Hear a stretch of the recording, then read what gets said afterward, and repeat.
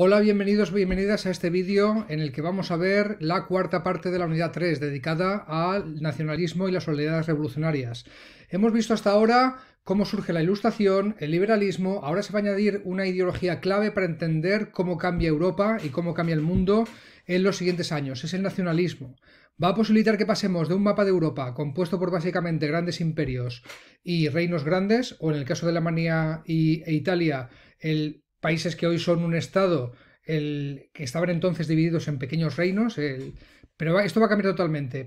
Pequeños reinos que se van a unir en países grandes, en grandes imperios que se van a disgregar en países pequeños.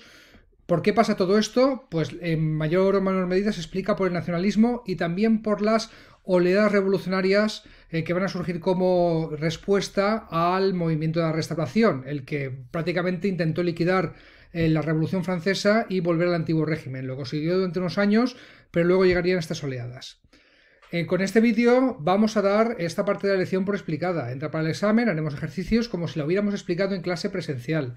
Al final del vídeo tendrás que responder algunas preguntas para comprobar que has visto este vídeo, hacer algunos ejercicios del libro que diremos y hacerlas a tiempo, en audios lógicamente, para que lo podamos comprobar. Ventajas si voy demasiado deprisa.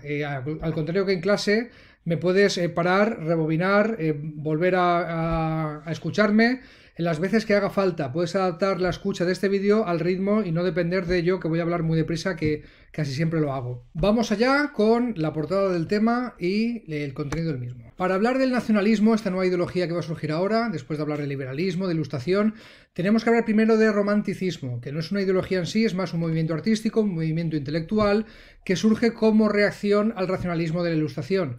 Esto pasa mucho a lo largo de la historia. La gente acaba cansándose de una forma de pensar o de una corriente de pensamiento o de una moda que ha estado mucho tiempo, muchos años en vigor, y se van al lado contrario. En este caso hay una corriente de pensamiento en Europa, no en toda, pero muchas personas se cansan del racionalismo de la ilustración, de solamente intentar entender el mundo desde la razón, de alguna forma despreciando los sentimientos, y vuelven a los sentimientos, ¿no? Los principios del romanticismo serían el particularismo. Para lo que nos interesa, creen que las naciones deben ser protagonistas de su destino. Esto se opone al universalismo, que era parte de la Ilustración. Creen que las naciones, que la pertenencia a un pueblo es por nacimiento, significa que perteneces a una historia común, que tienes una lengua común con las personas de tu etnia, de tu país, una cultura común, y de hecho este pasado de las naciones se mitifica, ¿no? Incluso se vuelve a mirar a la Edad Media. Hay una exaltación de la libertad del individuo, el que conecta con el liberalismo, y una exaltación de sentimientos que, como digo, se opone al racionalismo de la Ilustración. El romanticismo va a tener su reflejo en el mundo del arte. Vamos a hablar de músicos como Beethoven, como Verdi, y vamos a hablar de pintores, por ejemplo, como Delacroix, con su famoso cuadro de la libertad guiando al pueblo, que va a ser importante lo que vamos a estudiar, o ese caminante sobre un mar de nubes de Friedrich, como veis, pintura que ahora intenta reflejar sentimientos, ¿no? y también exaltar los sentimientos nacionales. ¿Cómo definimos el nacionalismo? Va a ser el reflejo político de los principios de ese movimiento intelectual que hemos llamado romanticismo. O sea, es un movimiento político que viene de un movimiento intelectual. Es una ideología que propone que cada pueblo o grupo étnico tenga un estado propio, así podríamos definirlo. Vamos a estudiar dos corrientes principales que va a tener el nacionalismo, el liberal y el conservador. Vamos con cada una de ellas. El nacionalismo liberal tiene su origen en la Revolución Inglesa y también en la Ilustración. Él habla de soberanía nacional, nos suena de la Ilustración, Rousseau, etc., en la cual la lealtad de los individuos, que ahora se conocen como ciudadanos, es hacia la nación y hacia la Constitución. Esto sustituye a la lealtad tradicional que se tenía a los monarcas. Tú eras súbdito, tenías lealtad al monarca, ahora eres ciudadano y eres leal a tu nación y a tu Constitución si es que sigues estos principios. Tenemos que hablar de derecho de suelo como característica principal, ¿no? Esto es la creencia de que la ciudadanía, la condición de ciudadano o de ciudadana, se logra por haber nacido en un territorio o por residir en él. O sea que la pertenencia a la nación es un acto voluntario, según entiende el nacionalismo liberal. El nacionalismo liberal va a inspirar todas las revoluciones de antes de 1848, que ahora las vamos a ver. Algunos teóricos cuyos textos os podéis encontrar pueden ser Michelet, el francés, o el italiano Mazzini. Por su parte, el nacionalismo conservador va a tener sus orígenes no en la Ilustración, sino al revés, en el tradicionalismo, en la defensa de los valores del cristianismo y del antiguo régimen. En vez de hablar de soberanía nacional, su característica principal es el Volksgeist, ¿no? Volksgeist, y perdonad mi alemán. Lo podemos traducir literalmente como espíritu del pueblo, pero viene a referirse al llamado carácter nacional. En el Volksgeist se entiende que las naciones no existen por una decisión individual de un grupo de personas, son realidades que existen más allá de la voluntad del individuo. Se trata de unos rasgos culturales y étnicos que tiene la gente de una nación que reflejan lo que llaman un destino histórico de la misma. En vez de hablar de derecho de suelo, tú eliges dónde vives, eliges o está marcado por dónde has nacido y entonces ya eres ciudadano de ese lugar. Los nacionalistas conservadores hablan de derecho de sangre, es decir, que la nacionalidad se basa en la existencia de una lengua, cultura y tradiciones comunes. Entonces la pertenencia a la nación no puede ser un acto voluntario, al contrario de lo que piensan los nacionalistas liberales. Los grandes teóricos del nacionalismo conservador son los alemanes Fichte, Goethe y Herder. Discursos a la nación alemana, muy importante de Fichte, sobre todo considerando ese título, Discursos a la nación alemana, porque Alemania no existía como un estado entonces, ¿no? Pero sí existían muchísimos reinos, reinitos, principados, que todos tenían una lengua, una cultura que se definía como alemana, y Fichte se dirigía hacia estos pueblos que entonces no tenían estado propio.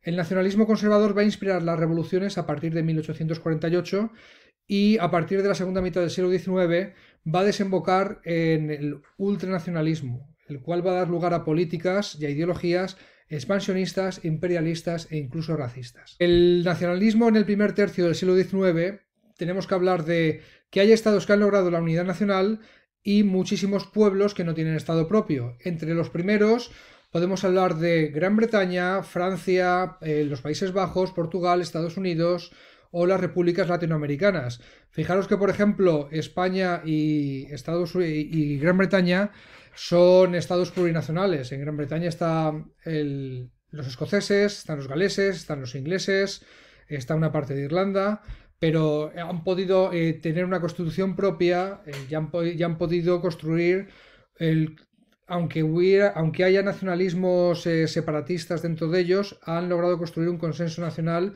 en torno a la idea no de unificarse en torno a una de estas nacionalidades, como podría ser una monarquía inglesa que domine por la fuerza a galeses o a escoceses, sino de una entidad superior que es Gran Bretaña, ¿no? Igualmente, desde que gobiernan los Borbones, unifican por la fuerza al estilo francés el Castilla, la Corona de Aragón, y se da lugar a un sujeto superior nuevo que se llama España, que a partir de la Constitución de 1812 los liberales ya empiezan a hablar de nación española. ¿Vale? O sea, España nace, hay una corriente de pensamiento entre los historiadores que piensan que España nace a partir de que la Constitución de 1812 se pone nación española, ¿no? Sin embargo, hay muchísimos pueblos sin estado propio en Europa. Por ejemplo, los belgas están dentro de la República de las Provincias Unidas de los Países Bajos, cuando no tienen mucho que ver ni étnicamente, ni lingüísticamente, ni religiosamente con ellos. El pueblo polaco ya ha dividido entre parte del Imperio ruso, parte del Imperio de Austria-Hungría, parte de Prusia, etc. Los pueblos de los Balcanes, aquí en el mapa los tenéis, los bosnios, los croatas, por ejemplo, son parte del Imperio austrohúngaro, mientras que los serbios, los montenegrinos, son parte del Imperio otomano. Alemanes e italianos están divididos a su vez en varios principados y reinos, o sea que hay muchos pueblos que no tienen estado propio ahora mismo. Aquí en el mapa que está sacado de vuestro libro tenéis solamente lo que es el Imperio austrohúngaro, un gran imperio de esta época, que fijaros todos los pueblos que tiene, Los austriacos, los húngaros, los checos, parte de los polacos, los rutenos, los transilvanos, que hoy en día son parte, rutenos y transilvanos son parte de lo que hoy es Rumanía. Parte de los pueblos balcánicos como Bosnia, Croacia, Carniola, que es lo que hoy es Eslovenia, ¿no? Incluso tiene parte del norte de Italia, ¿no? Tiene aquí la región de Trieste, tiene aquí la región de Trento, tiene muchas partes del norte de Italia que eran parte del Imperio Austrohúngaro. Sin embargo, ya hemos visto el nacionalismo en el primer tercio del siglo XIX, vamos a ver qué pasa en el segundo tercio. El nacionalismo se va a convertir en una fuerza política de primer orden en esta época y va a actuar con una vertiente doble, centrífugo y centrípeto, para entendernos, disgregador e integrador. En aquellas partes de Europa donde el nacionalismo actúa como una fuerza centrífuga, es decir, disgregadora, que rompe una unidad preexistente, si queréis verlo así, se da en estados plurinacionales, que tenían muchas naciones dentro, plurinacionales, que tienen diversas etnias, pueblos, cada uno con su cultura, con su lengua, quieren separarse del Imperio Austrohúngaro, quieren separarse del Imperio Otomano y crear sus propios países.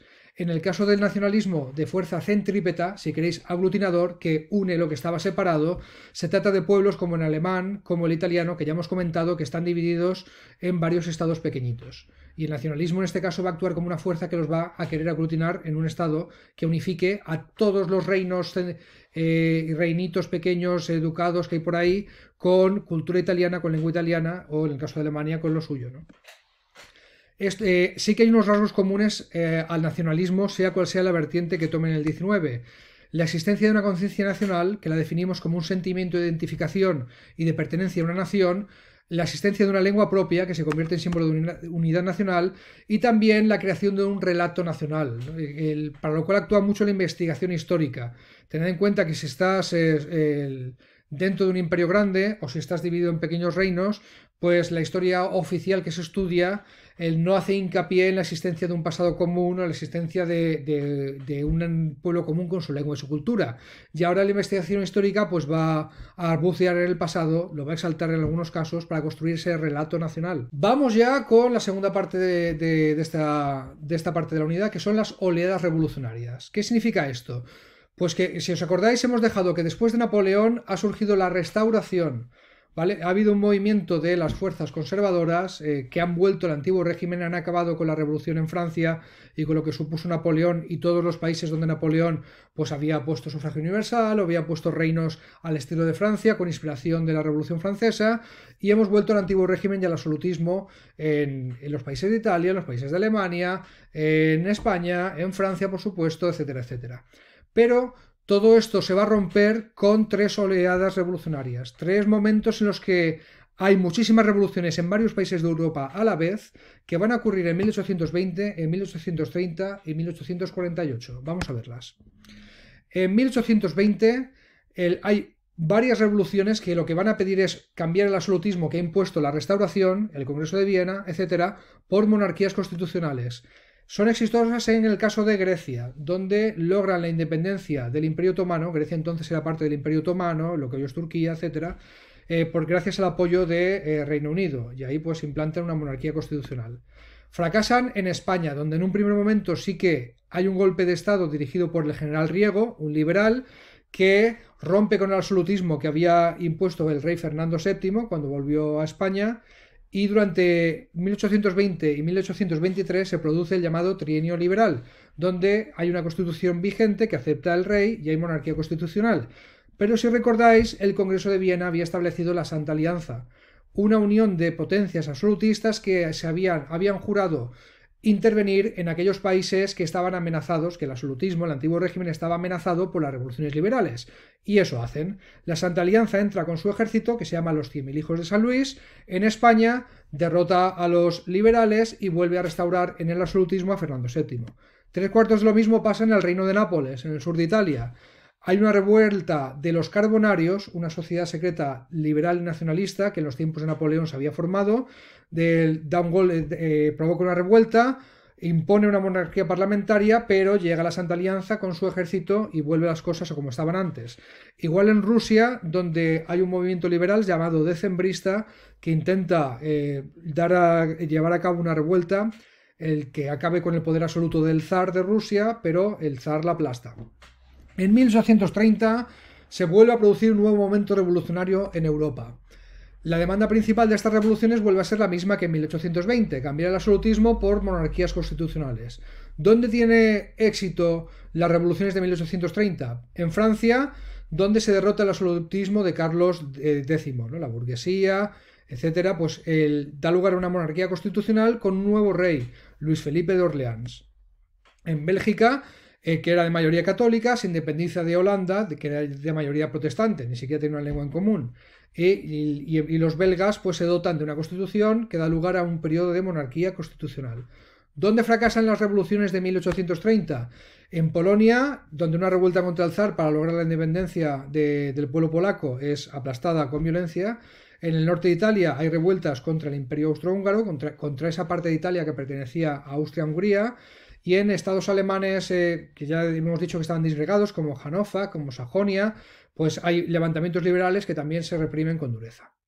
Llega entre las revoluciones del 30 y del 48, hay una revolución en Francia en 1832, la Revolución de Junio, que pide la República, que en las calles de París.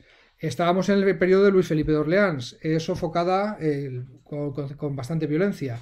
Y este es el momento que refleja la novela de Víctor Hugo, Los Miserables, convertida también en un musical, en una película, para que la ubiquéis. Si os gustan Los Miserables, que a mí me gustan mucho, me gustan los musicales, tened en cuenta que tiene lugar entre las revoluciones de 1830 y de 1848, que fue una revolución que en París pidió la República y que fracasó. Pero luego pues, llegaría la revolución de 1848.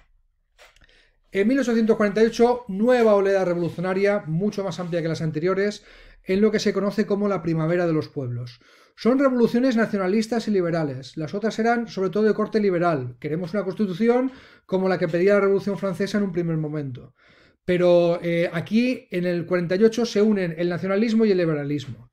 ¿Qué es lo que piden? Pues sufragio universal, constituciones con libertades reconocidas y demandas nacionalistas. Suceden incluso en los lugares donde había triunfado la Revolución de 1830, porque las demandas van más allá. ¿Por qué surgen estas revoluciones del 48? Causas de las mismas. ¿Por qué ocurren? Primero hay una crisis económica, porque hay una época de malas cosechas. Y ya sabemos que cuando la gente tiene el estómago vacío, lo hemos aprendido con la Revolución Francesa, lo hemos aprendido en otras y lo vamos a ver a lo largo de la historia, hay un descontento popular que es un germen en el que suelen crecer bien las revoluciones. También tenemos que se unen la burguesía y el proletariado. La burguesía ya sabemos lo que es, esa clase social surgida en el siglo XVIII. ¿Por qué se rebotan ahora? Porque el sufragio censitario, que es el que surge en las monarquías constitucionales surgidas de las revoluciones de 1830, les está impidiendo participar en la vida política. Si para votar tienes que tener cierto nivel de renta, pues no toda la burguesía está pudiendo votar, no toda la burguesía está pudiendo poder participar en la vida política. Y para esto no han hecho ellos la revolución.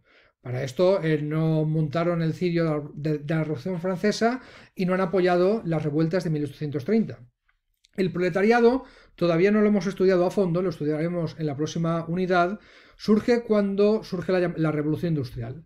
Se trata de obreros industriales, clase obrera industrial que vive en las grandes ciudades, que se convierte en la clase social más baja de las ciudades, los más pobres, ¿no?